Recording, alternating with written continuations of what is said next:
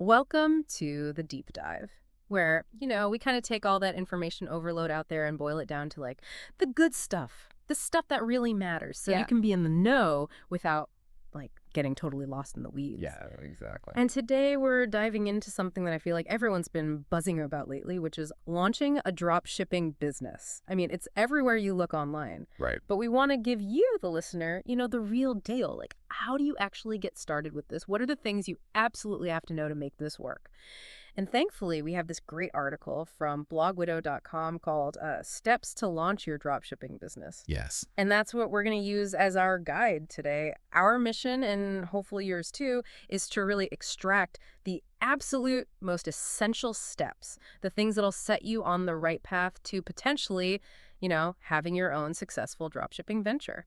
Absolutely. And I think, what's so interesting about dropshipping, right, is that it's like this fundamental shift almost in how, a business operates. Like, you as the seller, you're not actually dealing with the products directly. Yeah. Like, there's no warehouses full of stuff that you've got to manage.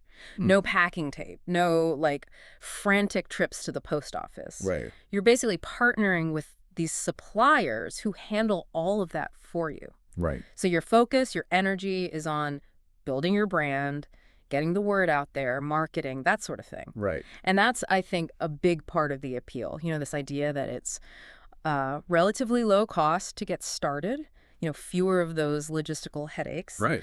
But as the article points out, that doesn't mean it's just like a walk in the park. You really need to plan things carefully if you actually want to see results. Okay, so let's unpack this, right? Starting with step one. Yeah. Choosing a niche. Yes. Now, the article is super clear about this. You shouldn't try to sell everything to everyone. You really have to get laser focused. Yeah. Hone in on a specific audience. So beyond just interest, right? Because obviously you want to sell something you actually care about. Yeah.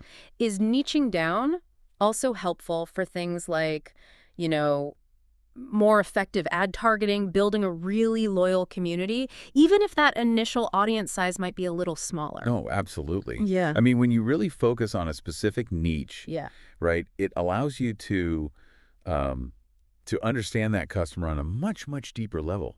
Like, what are their very specific needs? What are the things that, keep them up at night? What are their desires? And then you can tailor your marketing much more precisely, right? Correct. You can select those products that meet those needs directly. And your whole brand message becomes so much more authentic and resonant because it's laser focused. Right. It's kind of like, instead of shouting to a huge crowd where most people aren't even paying attention, you're having a conversation with a smaller group who are really, really interested in what you have to say. Right. Like you're speaking their language. Now, the article gives some good examples here, like, fitness products. They talk about resistance bands, eco-friendly yoga mats, for people who are really into health and wellness, or pet accessories like custom pet beds for those of us who really want to spoil our furry friends. But then it gets even more specific, and this is where it gets really interesting to me. They talk about focusing on sustainable, eco-friendly pet products. Yeah. So we're talking like biodegradable dog toys, organic cat food. What's so powerful about taking that extra step and niching down that much further? I think, by going that extra step, you're tapping into a couple of really powerful things. First, there's this huge and growing trend of the eco-conscious consumer, people who really care about sustainability, about the environmental impact of their choices. Right. And by aligning yourself with that, you're immediately differentiating yourself, Instead of just being another pet store online, you become like the go-to place for people who want to buy those types of products for their pets. Right. Like you have a point of view. Exactly. Yeah.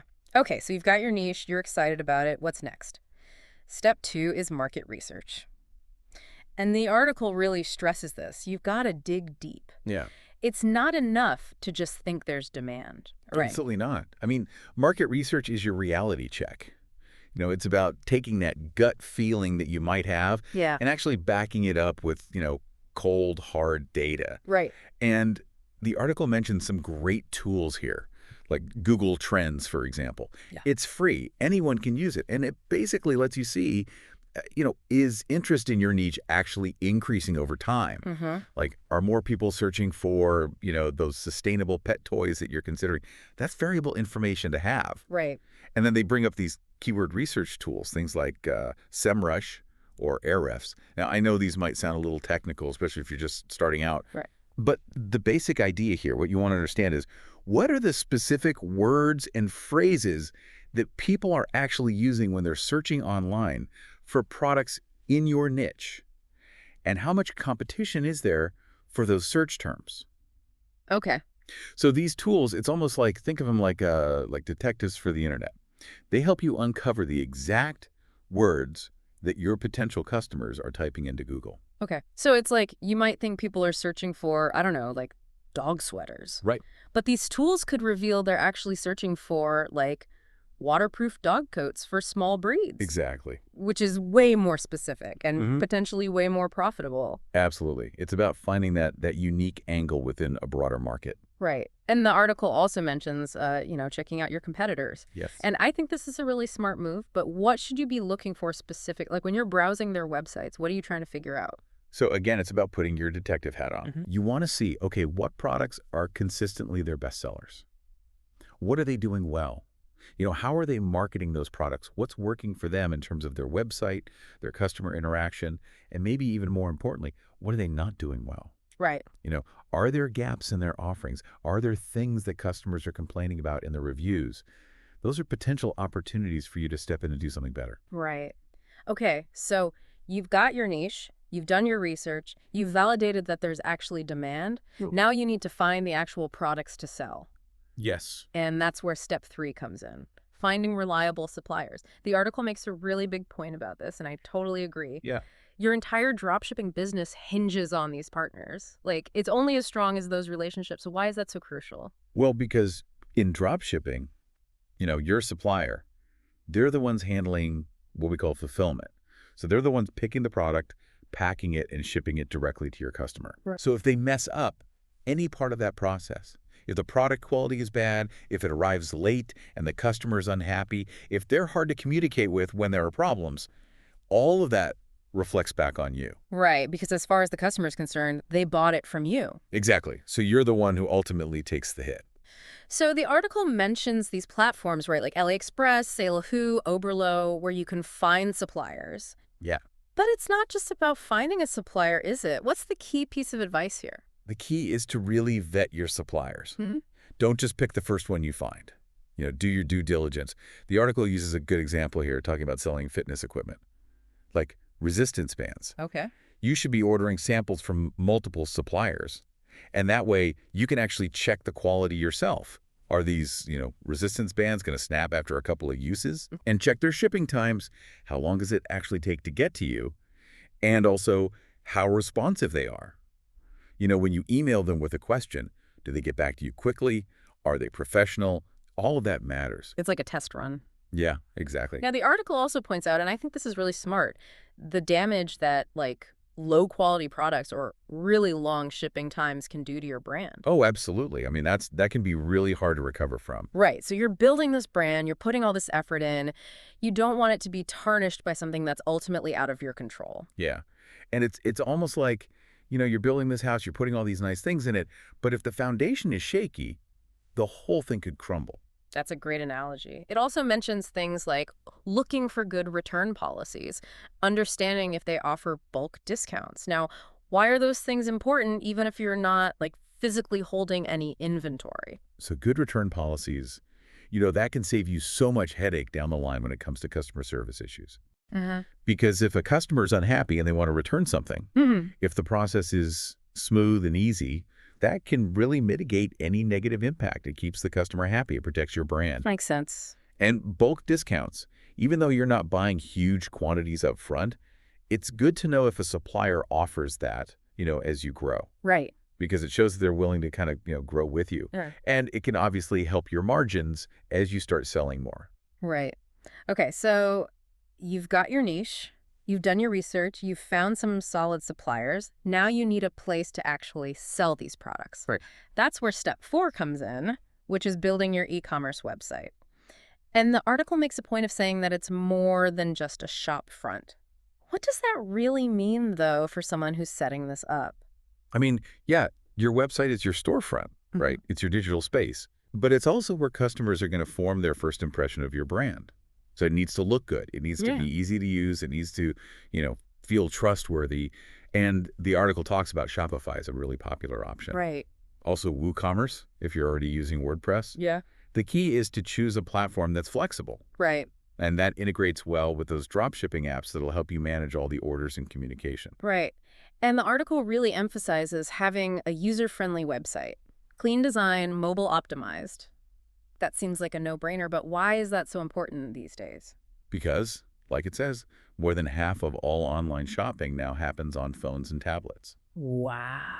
Right. So if your website's not easy to use on those devices, if the buttons are too small to tap, if the pages load slowly, if the whole thing's just clunky, people are going to get frustrated and they'll just leave. Yeah, they'll go somewhere else. Exactly. And the article also mentions things like high-quality product images, really detailed descriptions, easy navigation. Like, those seem kind of obvious, but why call them out specifically? Because they directly impact the customer's experience. Yeah. With high-quality images, people can actually see what they're buying. Right. They can visualize it. And good descriptions, they answer their questions up front, they build confidence, easy navigation. That just makes the whole process smooth and enjoyable. Like, no one wants to get lost on a website. Right. They just want to find what they're looking for and buy it. Exactly.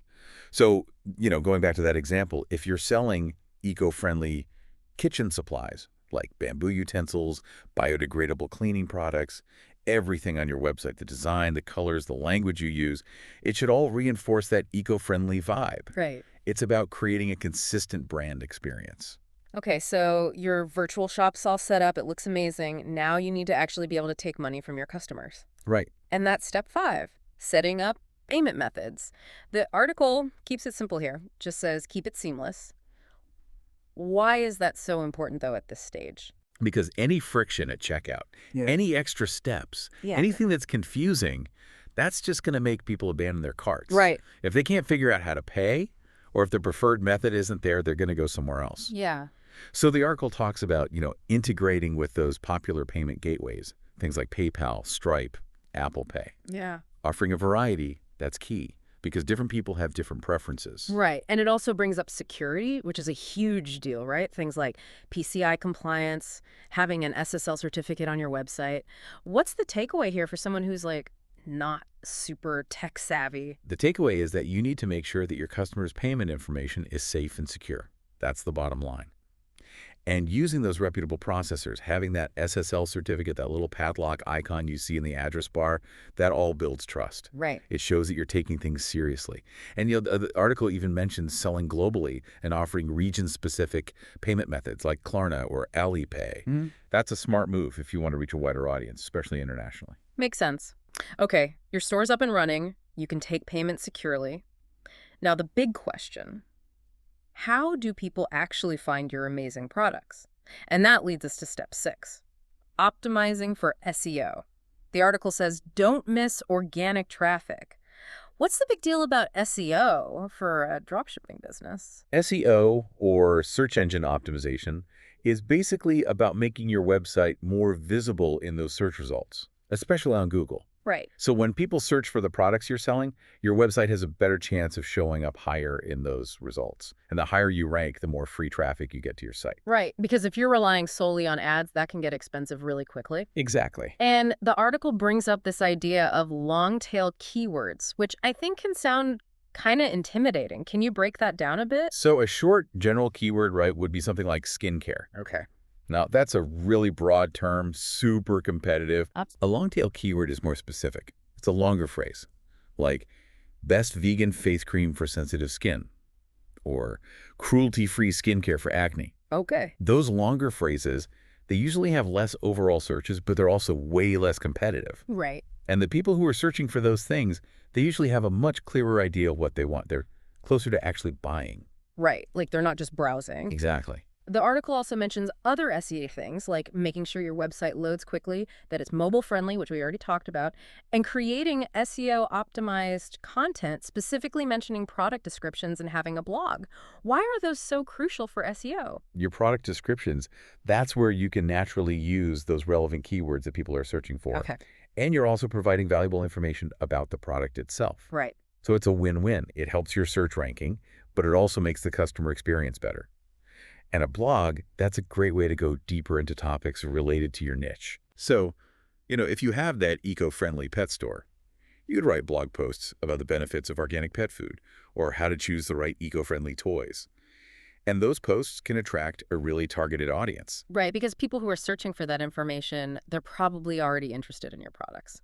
Exactly. Okay, so SEO is all about getting found organically. But you can't just sit back and wait for people to find you, especially when you're just starting out. That's where step 7 comes in, developing a marketing strategy. And the article is really clear about this. For dropshipping success, multi-channel is key. So what does that mean in practice? It means you need to reach people in a lot of different ways. Right. You can't just focus on one platform or one method. Right. The article talks about social media like Hmm. Instagram, TikTok. Those are great for visually showcasing your products. Uh-huh. Like if you're selling fashion, you could do styling videos on TikTok or use Instagram's shopping features. And then there's email marketing, which a lot of people think is like old school, but it's still super effective. Right, because it's a way to directly connect with people who are already interested. Exactly. You build an email list, you send out newsletters, maybe with special offers, and you stay top of mind. Right. And of course, there's paid advertising like Facebook ads, Google ads.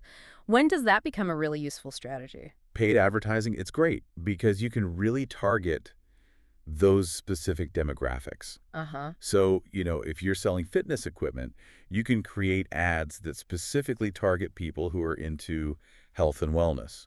Or the article gives an example of, using influencer marketing on Instagram to promote travel accessories or targeting travelers with ads for personalized luggage tags.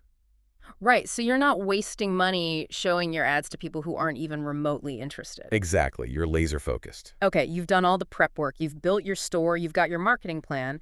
Now it's time to actually launch this thing. That's step 8, launching your business. And the article asks a really important question. Go big or start small? What's the thinking behind these two approaches? A big launch that's all about generating a lot of buzz right out of the gate. Okay. Getting as many eyeballs on your store as possible, as quickly as possible. Right. But that also means you have to be totally ready. Like, your website better be working perfectly. Hmm. You better have enough inventory. You need to be prepared for a potential influx of orders and customer inquiries. Right, so there's more risk involved. Yeah, there's definitely more risk. A soft launch is more gradual. It's about testing the waters a bit. Okay. So you launch to a smaller, more controlled audience, like maybe friends and family or some early followers on social media. Right. And the article suggests this can be really helpful for, finding and fixing any problems before you go wide. Right. Like what kind of problems are we talking about here? It could be anything, Right. like technical issues on your website, problems with the payment processing, maybe your supplier isn't as reliable as you thought they were. By starting small, you can catch those problems early and fix them before they become bigger headaches. And the article even gives this example of, maybe offering a special discount to your early supporters. That way you're not only generating some sales, but you're also getting valuable feedback. Right. So it's like a beta test almost. Yeah, exactly. Okay, you've launched. The orders are hopefully starting to roll in, but it doesn't stop there, does it? Yep. Which brings us to step 9, and this is a big one, monitoring and scaling your business. The article says data is your friend. So why is it so important to track your performance after you launch? Because data tells you what's working and what's not. Mm-hmm. So using tools like Google Analytics or the analytics dashboard that comes with your e-commerce platform that gives you insight into where your traffic's coming from, what people are buying, what marketing channels are driving the most sales. And that information, it's gold. Right. It lets you make informed decisions about where to focus your efforts. Okay, so based on that data, you can start thinking about how to scale your business. What are some of the strategies that the article recommends for growth? So one obvious one is expanding your product range. Right. Maybe you start with a small selection and then based on what's selling well or based on feedback you're getting from customers, you add more products. Yeah. You can also look at finding more suppliers, making sure you can keep up with demand as you grow. Uh-huh. And then as you figure out which marketing channels are working best, you can start to increase your spending there to really accelerate growth. Like the article is an example of, maybe your eco-friendly pet toys are doing really well. Okay. So you decide to introduce a whole line of sustainable pet products like biodegradable waste bags, eco-friendly grooming supplies. Right. It's about building on your successes. So to really bring it all home, Launching a successful dropshipping business, it's not just about finding a cool product and slapping up a website. As this article from blogwidow.com lays out, it takes planning, it takes research, it takes solid partnerships, and it takes constantly paying attention to what's working and what's not. Yeah, it's really about building a business for the long haul, not just chasing a quick buck. Right. So if you're willing to put in the work, if you're willing to learn and adapt, dropshipping can be a really viable way to build a successful online business. Absolutely. And that brings us to our final thought for today. With so many people jumping into dropshipping, what can you do to make your business truly stand out? What unique value can you offer? What story are you telling? We encourage you to think beyond just the products themselves and consider that deeper purpose, the thing that will really resonate with your customers. Thanks for taking the deep dive with us. Thanks for having me.